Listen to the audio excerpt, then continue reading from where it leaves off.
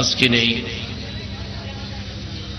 খাইর আহমেদ সুকান্ডির নতুন বাড়ি ২ নং মাইলের মাথা বন্দর চট্টগ্রাম কর্তৃক আয়োজিত পবিত্র মাহে রমজান উপলক্ষে বিরাট ওয়াজ ও দোয়ার মাহফিলের মাননীয় সভাপতি সাহেব, অতি সম্মানী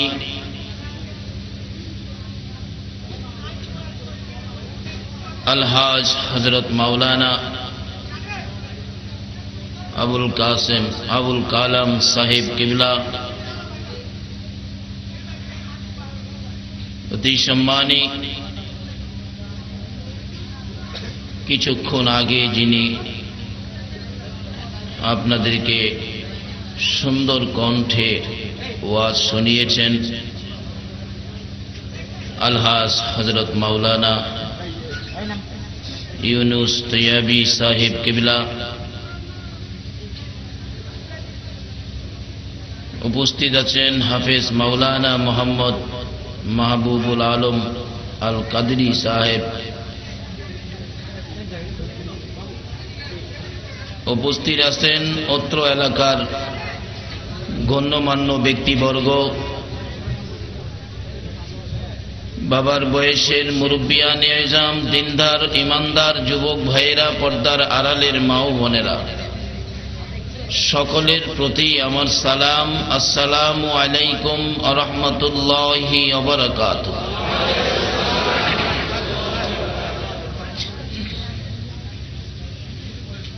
রমজান মাসে এমনি তো মানুষের কষ্ট, সারাদিন রোজা রাখতে হয়,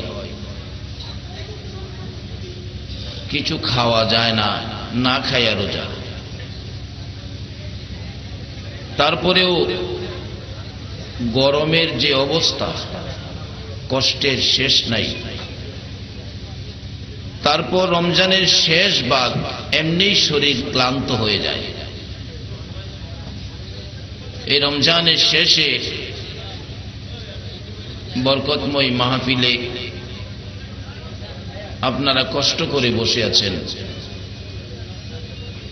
আলোচনা বহুত শুনেছেন, আর আলোচনা শুনতে হবে বলে আমি মনে করি না, কিন্তু প্রয়োজন হয়ে পড়েছে আপনাদের বসার অবস্থা দেখে। আপনারা যেভাবে ধৈর্য ধরে বসে আছেন আল্লাহ রাসূল পাওয়ার জন্য, এই মাহে রমজান আল্লাহ রাসূল পাওয়ার জন্য একটা যথেষ্ট উসিলা। সেই মাহে রমজানের রোজা রেখে এই কষ্টের পর আবার এইভাবে আল্লাহ রাসূল পাওয়ার জন্য, কোরআন হাদিসের আলোচনা শোনার জন্য এভাবে ধৈর্যের সহিত যারা বসে আছেন, যে আল্লাহ আপনাদেরকে এইভাবে কোরআনের পক্ষে, রাসূল পাকের পক্ষে আসার বসার তৌফিক দিয়েছেন, সে আল্লাহ শুকর আদায় করে সকলে বলুন আলহামদুলিল্লাহ। আমি তো এই এলাকায় বহুত মাহফিল করেছি, কিন্তু আওয়াজ তো এত দুর্বল হয় না। আপনারা কি রমজানের রোজা রাইখা দুর্বল হয়ে গেলেন? আসলে রোজাই কিন্তু খেনা তারা, বাস্তবে আসলে যারা রোজা রাখে না, রাস্তাঘাটে ওপেন সিগারেট টাইনা খাইয়া হাঁটতে পারবে? এ সাহস আছে? এক ভদ্রলোক দেখি বাস স্ট্যান্ডের খতিব তো মাঝে মাঝে চোখে পড়ে, সিগারেট বুঝি খাবে রোজার দিন? সাহস নাই। একবারে বাস স্ট্যান্ডের শেষ মাথায় গেছে, যেখানে মানুষ যায় না, দেখলাম সিগারেট ধরাইয়া হাতের মুঠের ভিতরে নিয়ে মাথা নিচে দিয়ে টানতেছে, টাইনা সিগারেটের ধোঁয়া মুখ ভর্তি। ধোঁয়া ছাড়বে কই? ছাড়লেই তো মানুষে দেখবে। অবশেষে দেখলাম ভদ্রলোক ধোঁয়া মুখে নিয়ে খুব বিপদে, কি করবে এখন, কেউ নিয়ে আবার দেখে, অবশেষে দেখি তার পকেটের মধ্যে মারছে। সাহস নাই ওপেন ধোঁয়াটা ছাড়া। তাইলে রোজা না রাখা সে কি সবল না দুর্বল? আপনাদের চট্টগ্রামে প্রত্যেক বছরে 2-4-5টা মাহফিল রমজানে রাখি, আর কোথাও মাহফিলে যায় না। কারণ চট্টগ্রামে মাহফিলে আসলে মনের সাথে মিল পড়ে। চট্টগ্রামের মানুষ আশেকে রাসূল, আশেকে ওলি। যে নবীর ভালোবাসায় আমার আল্লাহ এত কিছু করেছেন, যে নবীর ভালোবাসায় আল্লাহ নিজে 24 ঘন্টা দুরূদ ও সালাম পাঠ করতেছেন, সেই নবীর ভালোবাসা চট্টগ্রামে যা পায় বাংলাদেশের কোথাও এত পায় না।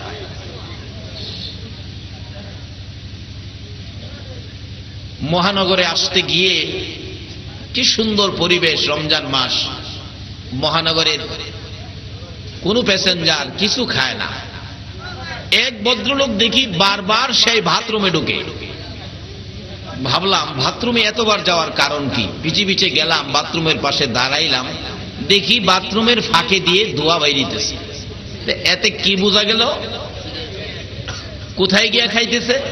আচ্ছা, আমি আপনাদের কাছে বিচারটা দিলাম, বাথরুমে কি খাওয়ার জায়গা? বাথরুমে খাইতেছে কোন ব্যক্তিটা যে রোজা রাখে নাই। কত দুর্বল সে! বাহিরে খাওয়ার সাহস নাই, বাথরুমের ভিতরে খায়। তাহলে কত জঘন্য কাজ! বাথরুমের ভিতরে তো পুরান মাল ডেলিভারি দেওয়ার জায়গা, আর হ্যাঁ এখানে খাইতে বসে। দুনিয়াতেই যদি রোজা না রাখলে বাথরুমে খাইতে হয়, তা আখেরাতে তার অবস্থা কি হবে? তাইলে আপনারা কি রোজা রাখা দুর্বল না সবল? একজন রোজাদার ১৫০০ টাকার ইফতারির বাজার করলো, পলিথিন ব্যাগ, দেখা যায় পেঁয়াজি, বেগুনি, আলুর চপ, কি মজার গন্ধ। আচ্ছা বলুন, এই বাজারটা নিয়ে যাইতেছে পলিথিন করে, তার কি কোনো দুর্বলতা আছে? আরো মনে কি আনন্দ। আল্লাহু আকবার বলুন। রাসূল বলেছে রোজাদারের জন্য 2টা আনন্দ, একটা হলো ইফতারির সময়, আর একটা হলো জান্নাতে আমার আল্লাহর সাথে সাক্ষাতের সময়। কি আনন্দ! দুর্বলতা নাই, বিকাল বেলাও মনে আনন্দ। তাহলে আমি আজকে আপনাদের কাছে প্রমাণ করতে চাই, রমজানের রোজায় আপনারা দুর্বল হন নাই, রোজায় আপনারা সবল। একটু আওয়াজটা দিয়ে প্রমাণ করে, সকলে মিলে প্রমাণ করে দেন আমরা দুর্বল হই নাই। আবারও বলুন আলহামদুলিল্লাহ। মাশাআল্লাহ, দেখছেন আসলে আপনারা রোজাদার। এটাই প্রমাণ করছে আপনারা রোজাদার।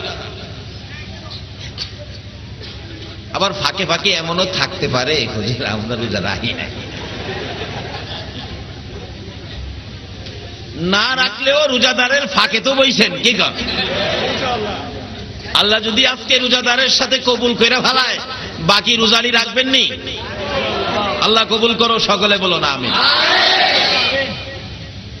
আচ্ছা, আমি আপনাদের কাছে জানতে চাই, এই রাত্র প্রায় শেষের দিকে রোজা রাখা দুর্বল হন নাই, আওয়াজ গর্জিয়াস করে দিয়েছেন। এত সুন্দর করে আপনারা কার শুকর আদায় করেছেন?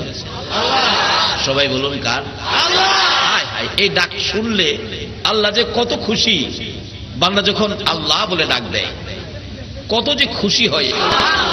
যেমন আমার আগের বক্তা বলে নাই, রমজান সম্পর্কে হাদিস, আস-সাওমুলি ওয়া আনা আজিজি বি। আল্লাহ বলছেন হাদিসে কুরসিতে, রোজা আমার জন্য, এটার পুরস্কার আমি দেব। সকল পুরস্কারের বাজেট করা আছে, কিন্তু রমজানের পুরস্কারের বাজেট করে নাই। ফেরেশতারা রমজান মাসের চাঁদ উঠলে বিশেষ অনুষ্ঠান দেখে আমাদের নেকি লেখার জন্য ব্যস্ত হয়। আল্লাহ বলেন, ফেরেশতারা তোমাদের এত ব্যস্ততা কিসের? আল্লাহ, এই রমজান মাসের নেকিগুলো আমরা লিখবো। আল্লাহ বলেন, তোমরা 11 মাস কি লেখছো আমি দেখছি। এই মাস তোমরা ফেরেশতারা অবসর থাকো। আল্লাহ, এই মাসের নেকি লিখবে কে? আল্লাহ বলেন, এই মাসে বান্দারা আমাকে খুশি করার জন্য রমজানে রোজা রেখে ইবাদত করবে। এই মাসের লেখার দায়িত্ব আমি তোমাদেরকে দেব না, এই মাসের লেখার দায়িত্ব আমি আল্লাহর কুদরতি হাতে নিলাম। কি লিখবে? আল্লাহু আকবার। রমজানের রোজা রাখার অর্থ হলো আল্লাহকে খুশি করা, আর আল্লাহ আপনাদেরকে খুশি করবে। আমরা রোজা দিয়ে খুশি করব, আল্লাহ দেখি আমরা কি দিয়ে খুশি করে। যতক্ষণ পর্যন্ত আল্লাহ আমাদেরকে খুশি না করবে ততক্ষণ পর্যন্ত আমরা যাব না। যাই হোক, বলতেছিলাম আপনারা শুকর আদায় করেছেন কার? কোন আল্লাহ চিনছেন নি? যার জমিনের মধ্যে থাকেন। এই জমিনটা কার? আমার পূর্ববর্তী বক্তা বলেছেন জমিনের মালিক আমরাও। আসলে ঠিক, আমরাও মালিক, কিন্তু আমরা হলো অস্থায়ী মালিক। আমরা কি? অস্থায়ী মালিক। আর সৃষ্টিগতভাবে মালিক হলেন আল্লাহ। সৃষ্টিগতভাবে সবকিছুর মালিক হলেন আল্লাহ। কিন্তু আল্লাহ কিন্তু কিছু করে না, ফসল করে না, ইন্ডাস্ট্রিজ করে না, দোকানপাট করে ভাড়া দেয় না। তাহলে যদি জিজ্ঞেস করি আল্লাহ মালিক আপনি কিছু করেন না, তাহলে কেন সৃষ্টি করলেন? আল্লাহ পাক জবাব দিবে এগুলি সৃষ্টির কারণ হলো নবী মুহাম্মাদুর রাসূল।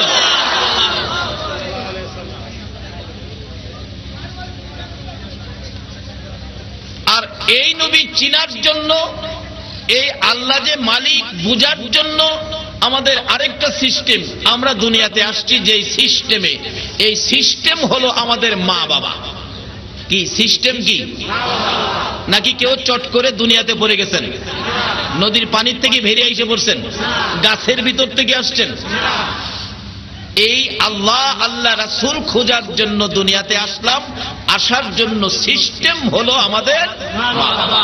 তাই আমি কোরআন শরীফ থেকে 3টা ওয়াজই আমি খুঁজে পাইলাম। একটা ওয়াজ হলো এই সৃষ্টিগত মালিক যিনি, তাকে ভয় করা। আরেকটা ওয়াজ হলো যার উসিলায় এত কিছু পাইলাম সেই নবীকে মহব্বত করা।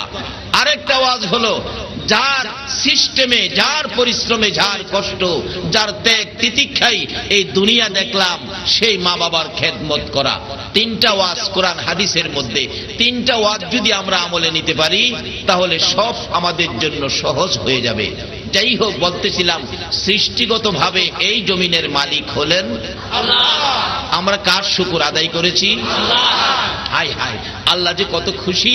এখন আপনারা যে আল্লাহ বলে ডাক দিলেন, আল্লাহ ফেরেশতাদেরকে শোনাইতেছেন, ফেরেশতারা শোনো, কতগুলো মানুষ আমাকে আল্লাহ বলে ডাক দিল, তোমরা কি শুনছো? আচ্ছা, আমরা তো ডাকলাম আল্লাহকে, ফেরেশতাদেরকে শোনানি তো দরকার নাই, আল্লাহ শুনলেই হয়। কিন্তু আল্লাহ আবার শোনাইতেছে ফেরেশতাদেরকে। তার কারণ যেদিন আল্লাহ আমাদের আদি পিতা আদম আলাইহিস সালামকে বানাবেন, ফেরেশতাদের সাথে আলোচনা করলে ফেরেশতারা বলছিলেন আল্লাহ এই জাতি তো আপনাকে ডাকবে না, আমরা নাকি আল্লাহরে ডাকবো না। আল্লাহ জবাব দিয়েছিলেন তাদের সাথে কি বলে? ক্বালা ইন্নী আ'লামু মা লা তা'লামুন। ও ফেরেশতারা, এই ব্যাপারে আমি যা জানি তোমরা তা জানো না। ফেরেশতারা বলছে আমরা নাকি ডাকবো না, কিন্তু আমরা তো এখন ডাকলাম। আল্লাহ ওই পয়েন্টে এখন শুনাইতেছে। আচ্ছা, আমি আপনাদের কাছে জানতে চাই, আল্লাহ কি ফেরেশতাদের পক্ষে না আমাদের পক্ষে? আল্লাহু আকবার বলুন। এত বড় মালিক যদি আমাদের পক্ষে থাকে তাহলে আমাদের মতো ভাগ্যবান আর কেউ নাই।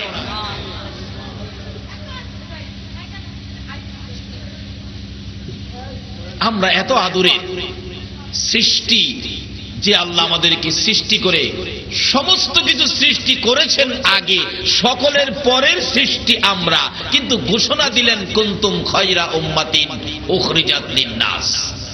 সকল মানুষের মধ্যে আমরা হব শ্রেষ্ঠ, সকল নবীর উম্মতের মধ্যে আমরা হব শ্রেষ্ঠ। তারপরও কোরআন শরীফে আরো ঘোষণা দিলেন সৃষ্টির মধ্যে সবচেয়ে শ্রেষ্ঠ মাখলুক হলো আশরাফুল মাখলুকাত, যারা হলো আমরা। বেহেশত আল্লাহর সৃষ্টি, কিন্তু শ্রেষ্ঠ নয়, শ্রেষ্ঠ হলো আমরা। খানায়ে কাবা আল্লাহর সৃষ্টি, কিন্তু শ্রেষ্ঠ নয়, শ্রেষ্ঠ হলো আমরা। কিন্তু কি করে শ্রেষ্ঠত্ব আমরা অর্জন করব, সেই জন্য আজকের মাহফিল। বাবারে বসুন, এই সময় সব সময় আসে না। রোজারিদের বোনাস সারা বছর আসে না। বোনাস কি বছরে মাসে মাসে আসে? কোন সময় আসে? এক বছরে এক ঘটনা হলো, আমার যেদিন বিয়ে হয়েছে, বিয়ের পর শ্বশুর নাকি লাগে আমার মুরব্বী, তখন তো চিনি না। আমারে ঘরে ঘরে নিয়ে গেলেন, সালাম করেন। ইনি দাদি শাশুড়ি, সালাম করলাম, দিল 500 টাকা নোট, রাখলাম পকেটে। উনি আপনার খালা শাশুড়ি, সালাম করলাম, দিল 200 টাকা। এইভাবে জেরে কয় হেরেই সালাম করি, আর 200, 500, 700 করে টাকা দেয়। হিসাব করে দেখলাম সালাম শেষে 7000 টাকা। যেদিন বিয়ে এই দিন 3 দিন পর আবার শ্বশুর বাড়িতে গেলাম, নানা শ্বশুর তালাশ করি, নানা এবারও সালাম করব। নানা কই নাতি রে এবার সালাম করতে পারো, টাকা পাবি না। টাকার সালাম সব সময় হয় না, ফাঁকে ফাঁকে একবারই হয়। তাইলে আমরাও আজকের এই সময় সব সময় আসবে না। সালামে যেমন একদিন টাকা পাওয়া যায়, আজকের এই পরিশ্রম কষ্টের বিনিময় আজকে কিছু পাবেন। কি পাবেন? আসুন সামনে যাইতেছি। বলতেছিলাম আল্লাহ রাব্বুল আলামিন ফেরেশতাদেরকে শোনায়, ও ফেরেশতারা, তোমরা না বলছিলে আমার বান্দারা আমাকে আল্লাহ বলে ডাক দিবে না? ওই তো শুনছো, আমার বান্দারা আমাকে আল্লাহ বলে ডাক দিল।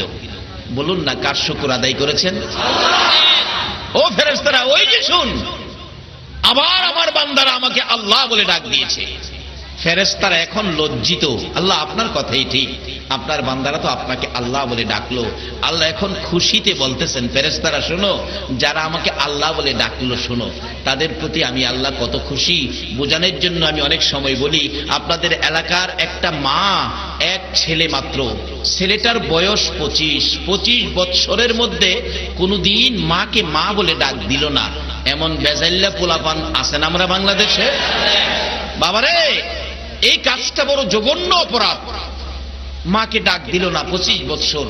এই আচার আচরণ যেই ছেলে মায়ের সাথে করলো, বলুন মার মনে ব্যথা আসেনি? আচ্ছা, আজকে যদি মাহফিল শেষে একটাই হোক আর দেড়টা দুইটাই হোক, বাড়িতে গিয়ে মা যেই রুমে থাকে, রুমের দরজাটাই দাঁড়ায় ছেলেটা ডাক মারছে, মা, মা গো, ও মা, ঘুমিয়ে আছো গো মা, উঠো না মা। এই ডাকগুলি মা ঘুমন্ত অবস্থায় কানে লাগছে। মা পাগলিনী ঘুম থেকে উঠে চিন্তা করতেছেন, স্বপ্নে দেখলাম নাকি বাস্তব। দরজাটা খুলে দেখে আদরের কলিজার টুকরা সোনার ছেলেটা দাঁড়িয়ে আছে। মা ডাকতেছে, বাবা তুই কেমনে আমারে 25 বছর পর মা কইয়া ডাকলি? মা খুশি না বেজার বলুন? মা আনন্দে আত্মহারা আশপড়শি ঘরের মহিলাদেরকে জাগাইতেছে, উঠো উঠো বোন, উঠো খালাম্মা, উঠো চাচি আম্মা, উঠো, কি মজার খবর শোনো, আমার পোলায় 25 বছর পর আমাকে মা কইয়া ডাক দিল। এই ডাকটা শুনে আমি মায়ের 25 বছরের যা দুঃখ ছিল, একটা ডাকে আমি মায়ের সব দুঃখ দূর হয়ে গেছে। আমার আল্লাহ বলেন, দুনিয়ার মানুষ, মায়ের মতো একটা দরুদি যদি 25 বছরের দুঃখ এক ডাকে দূর করে দিতে পারে, একটা মায়ের চাইতে কোটি কোটি গুণ দয়া বেশি আমি আল্লাহ। আজকের মাহে রমজানের মাহফিলে যারা আমাকে আল্লাহ বলে ডাক দিয়েছেন ফেরেশতারা, আমি মেয়ে বুঝি না, পুরুষ বুঝি না, যুবক বুঝি না, বুড়া বুঝি না, যে বয়সেরই হোক না কেন, 10 বুঝি না, 20 বুঝি না, 90, 100 বুঝি না, যে বয়সেরই হোক না কেন, এই মাহফিলে বসে যারা আমাকে আল্লাহ বলে ডাক দিয়েছি ফেরেশতারা, আমার বড় মায়া হয়েছে, বড় দয়া হয়েছে, তোরা সাক্ষী হয়ে যা, এই ডাকের বিনিময় আমি আল্লাহ তাদের জীবনের গুনাহগুলো ক্ষমা করে দিলাম। বলুন, এইভাবে ক্ষমা দেওয়ার ক্ষমতা আমার আল্লাহর আসেনি? আল্লাহ তো চাই ক্ষমা দিতে, কিন্তু আমরা তো ক্ষমার জায়গায় যাইতে রাজি না। প্রশ্ন আসবে, হুজুর ক্ষমা যে করে দিল এটার প্রমাণ কি? আসলে এটার প্রমাণটা হলো আপনাদের কাছেই। যদি ক্ষমা পেয়ে থাকেন, আপনারা কিছুক্ষণ আলোচনা শুনবেন, মনে আগ্রহ আসবে, অশান্তি থাকবে না, মনটার মধ্যে শান্তি শান্তি লাগবে। আচ্ছা, আপনাদের মনে কি কিছুক্ষণ আলোচনা শোনার আগ্রহ আছে? মনে কি অশান্তি লাগে না শান্তি লাগে? যাদের কাছে শান্তি লাগে আপনি নিশ্চিত হতে পারেন ক্ষমা পেয়ে গেছি। প্রশ্ন আসবে, হুজুর আমরা তো কেউ ক্ষমা চাই নাই, ক্ষমা যে পেয়ে গেলাম তার কারণ যদি জানতে হয়, যেতে হবে আমার নবীর জীবনী। আমার নবী আপনার আমার জীবনের গুনাহগুলো ক্ষমা পাওয়ার জন্য, ক্ষমা নেওয়ার জন্য 63 বছর জিন্দিগি আমার নবী কোনদিন ভালো বিছানায় পিঠ লাগায় না। আমার নবী জীবনে কোনদিন পেট ভরে খানা খায় না, জীবনে কোনদিন আমার নবী ভালো পোশাক গায়ে দেয় না, মা আয়েশা সিদ্দিকা বলেন, আমি দেখেছি আমার নবী ঘুম থেকে ওঠার পর নবীজির সুন্দর চেহারা মুবারকে খেজুর পাতার চাটার দাগগুলো বেশি থাকতো। তারপরেও মাঝে মাঝে আমার নবী একটু সময় ঘুমাইয়া বাকি সময় বিছানায় বসে বসে করুণ সুরে আমার নবী কাঁদতেন, জামা কাপড় চোখের পানিতে ভিজে যাইতেন। মাঝে মাঝে প্রশ্ন করতাম, ইয়া রাসূলুল্লাহ, বেয়াদবি ক্ষমা করে দিবেন, প্রশ্নের জবাব চাই। কি প্রশ্ন রে আয়েশা? হুজুর, আপনি একটু সময় ঘুমাইয়া বাকি সময় বসে বসে কেন এইভাবে কাঁদেন? হুজুর, আমি জানতে চাই এই খেজুর পাতার চাটার মধ্যে ঘুমাইতে বুঝি কষ্ট হয়, সেই জন্য কি আপনি কাঁদেন? আমার নবী বলেন, আয়েশা রে, না না, সেজন্য কান্দি না। হুজুর, একটা বালিশ, শুধু চামড়ার ব্যাগ, কিছু খেজুর পাতা এর মধ্যে আছে, এর মধ্যে মাথা দিয়ে ঘুমাইতে বুঝি কষ্ট হয়, সেজন্য কাঁদেন? আমার নবী বলেন, আয়েশা রে, না না, আমি সেজন্য কান্দি না। হুজুর, তাহলে বুঝেছি কেন কাঁদেন। জীবনে কোনোদিন বাবার মুখ দেখেন নাই, বাবা বলে ডাকার সুযোগ পান নাই, বাবার ব্যথা বুঝি কলিজায় লাগছে, বাবার জন্য কাঁদেন। আমার নবী বলেন, আয়েশা রে, না না, বাবার জন্য কান্দি না। হুজুর, তাহলে বুঝেছি মায়ের জন্য কাঁদেন, মায়ের কথা মনে হয়েছে। আমার নবীর কান্না আরো বেড়ে গেছে। এরে আয়েশা, শুনো কেন কান্দি? বিছানার জন্য নয়, বালিশের জন্য নয়, বাবার জন্য নয়, মায়ের জন্য নয়, আমি কান্দি রে আয়েশা আমার গুনাহগার উম্মতের জন্য।